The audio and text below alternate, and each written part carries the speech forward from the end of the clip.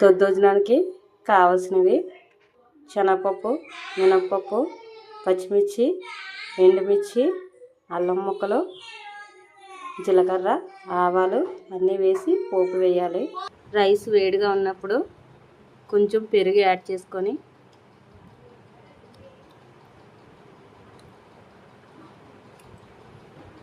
Salt వేసుకొని కొంచెం water కూడా యాడ్ చేయాలి.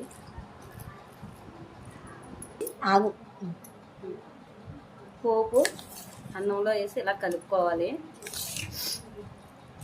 ఒకసారి కలుపుకున్న తర్వాత సాల్ట్ సరిపోయిందో లేదో చూసుకొని ఒక 10 మినిట్స్ ఆగిన తర్వాత టేస్ట్ చేస్తే తెలుస్తుంది. దద్దోజనం రెడీ. అంతే సింపుల్ పెరుగుతుంది రెడీ. చెప్పు, లైక్ చేయండి, సబ్స్క్రైబ్ చేయండి. రెడీ.